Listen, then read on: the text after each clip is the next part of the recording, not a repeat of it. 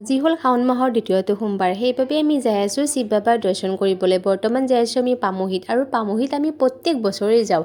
আৰু যোৱাবাৰ আমাৰ কি হ'ল, আমি দিনৰ 11-12টামান বজাত গৈছিলোঁ। যাই পেলাই আমি শিৱ বাবাৰ জ্যোতিৰ্লিংগটো দৰ্শন কৰিব পাৰিছোঁ একদম গধূলি 6:30মানত। মানে বহুত বেছি মানুহৰ ভিৰ, লাইন পাতি কিবাকৈ শিৱ বাবাৰ দৰ্শন কৰিব পাৰিছোঁ।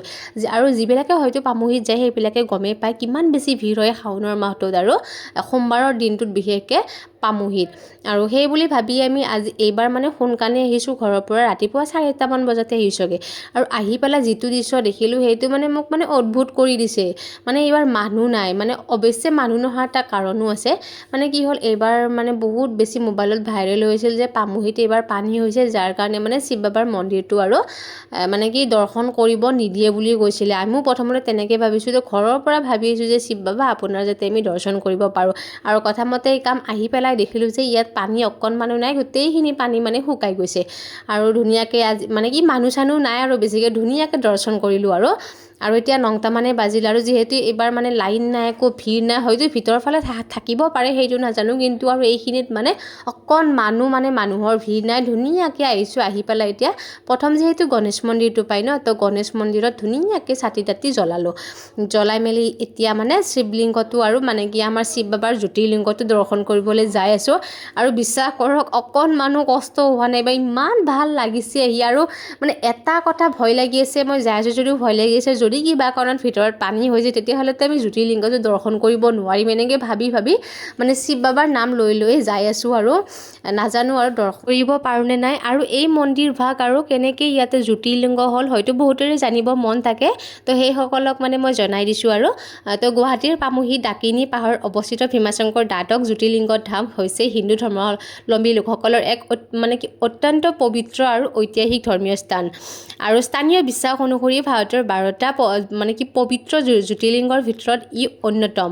আৰু পৌৰাণিক কথা অনুসৰি এই স্থানতে কামদেৱক বন্দী কৰি ৰখা ভীমাহু নামৰ এজন অত্যাচাৰী অসুৰক বধ কৰিবলৈ ভগৱান শিৱই আৱিৰ্ভাৱ হৈছিল। আৰু ভক্তসকলক ৰক্ষা কৰিবলৈ মহাদেৱে নিজৰ ঐশ্বৰিক শক্তি ইয়াতে এৰি থৈ যায়, যিটোৱে পৰৱৰ্তী সময়ত জ্যোতিৰ্লিংগ হিচাপে প্ৰতিষ্ঠিত হয়।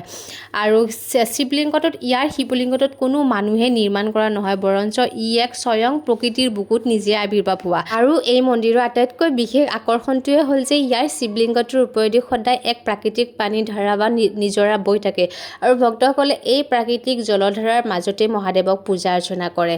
আৰু সেয়েহে ইয়াতে মানে শাওণ মাহৰ সোমবাৰত আৰু বহুত বেছি মানুহৰ ভিৰ হয়, আৰু মানুহবোৰে ৰাতিয়ে আহি পেলাই ৰখি থাকে শিৱ বাবাৰ দৰ্শন কৰিবলৈ।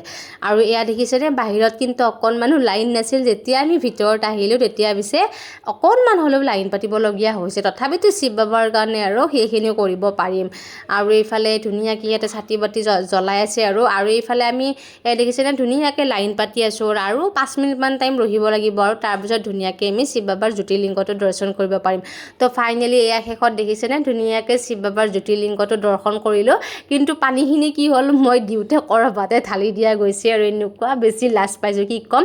আৰু চবতকৈ বেছি ডাঙৰ কথা, এই ফুটাটো দেখিছেনে, গোটেই যে কপালখনত দিয়ে ইমান যে ভাল লাগিছে। এতিয়া ধুনীয়াকৈ শিৱ বাবাৰ জ্যোতিৰ্লিংগটো দৰ্শন কৰি পেলাই আহিলোঁ। আহি পেলাই ইয়াতে নিজৰাটোৰ পানীখিনিত আৰু সকলোৱে বহে অকণমান টাইম, আৰু তো সেইকাৰণে আমিও বহিলোঁ। আৰু এতিয়া বাজিলে দিনৰ 10:30মান বাজিছে, আৰু তো ধুনীয়াকৈ আমি শিৱ বাবাক দৰ্শন কৰি আহিলোঁ।